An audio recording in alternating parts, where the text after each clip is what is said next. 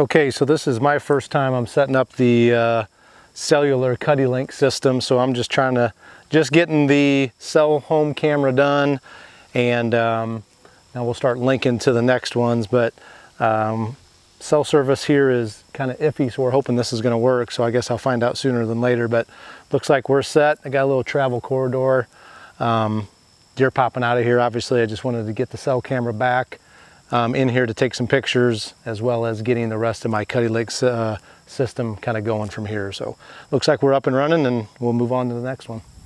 Perfect. I like to place them north. Sun usually sets, comes around the backside, and that way I don't get any major sunshine blazing at it and getting bad pictures. So we're set right off of a bedding area, trail coming up to this field. So we should be good to go.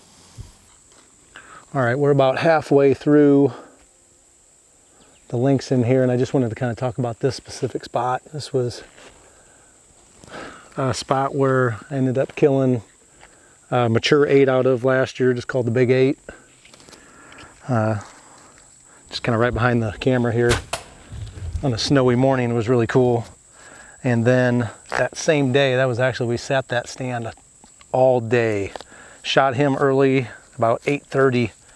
And then that afternoon, we actually had which are our #1 hit lister this year is going to be the wide 10. Virtually worked right underneath us, could have shot him, but we elected to let him pass because I was after another deer called Deuces. And didn't see him that night. Had a great hunt though, and got back in here, oh man, I think it was maybe the next morning or the next day.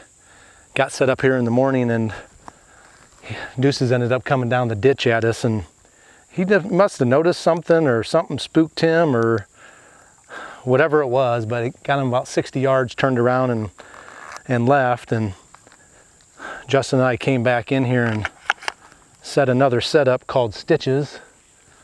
Kind of funny thing about that is we're cutting trees, and Justin whacked the saw across his hand, had to go get stitches that night, so we named the stand Stitches. So anyway, it was right before second gun season. I slipped out here by myself and ended up killing Deuces that night. So he's a real nice deer. But this is kind of a natural pinch funnel going up this ditch that they worked to the food plot. So it's in the right spot. So this kind of monitors what's walking through here and gives an idea of what's coming through at what time of night and what time of day. So, all right, we're just wrapping up our day here at the lease. Justin and I came out here to pretty much get our Cuddelinks system put up, check on our new muddy box blind. We went through all of our lone wolf stands and make sure they were all safe. So we popped down here to the bottom food plot. It's about 4 acres, and I planted this food plot twice with soybeans, and it just completely got demolished by deer this year. So I needed to kind of come in and rescue it with turnips, radishes, winter rye, and some oats. And as you can kind of see, it turned out really well. We've got some real good key rains here at the end to keep these deer here. So I just wanted to touch on quick, 2 of our main hit listers is the wide 10, which I ended up passing him last year, had a great encounter with, and then also had an awesome 11 that came in at the end of October. Had a little bit of footage of him, and he ended up staying through the whole entire rut and into the late season. So I got high hopes of him showing back up. We got a really good deer population here, so I'm planning on taking about 6 does off of here. So that'll be kind of fun and exciting, but we're just looking forward to the start of the season. Justin's heading to New Mexico, and when he gets back, we're going to be up in the tree. So we'll bring you some great footage, and looking forward to the year.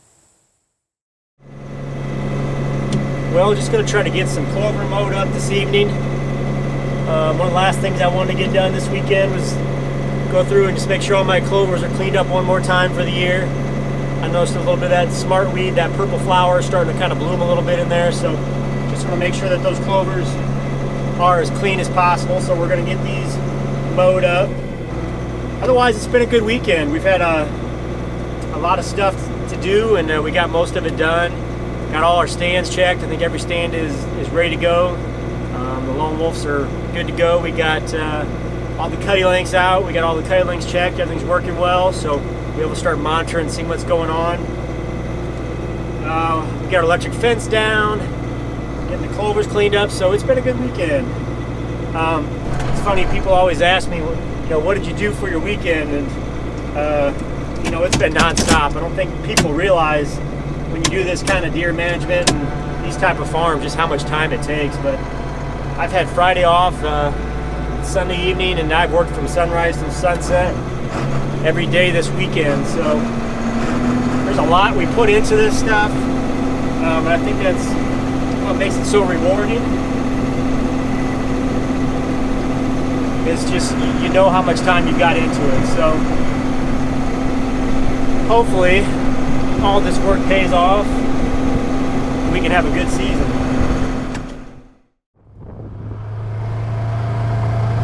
Well, just pretty much a little over a week away from the season, and I'm gonna run out to a couple sets that we've been kind of excited about for this season.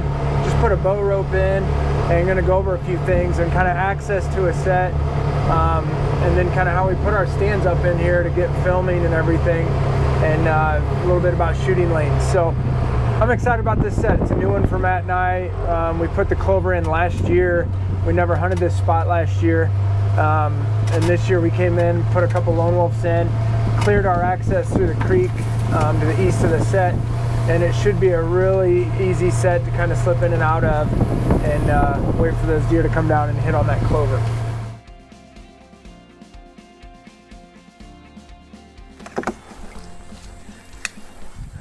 So Matt and I, we obviously get a harness on. Well, actually all of us do.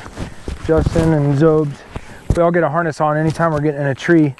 Matt and I have harnesses that we hunt in, and then we have harnesses that we do work in, and I'm sure that Zobes and Justin are doing the same thing. But we get a lifeline, or some of the muddy lines up in the tree as soon as we can, while we're kind of getting up and down them. And after a while of doing that, you almost feel completely naked, or like something's wrong if you don't have that in the tree when you're getting up there. So make sure, safety first, you're always getting your harness on and getting some kind of a safety line, lifeline in the tree as soon as you can, and then from there it's game on. You can do a lot more stuff once you're strapped into that tree. Well, I just got up in this new clover set, and it's kind of cool. I was walking in, there was a little buck pretty much just hanging out right here in the creek bed below me that we're going to use to pretty much access this set. So I'm really excited about this spot here.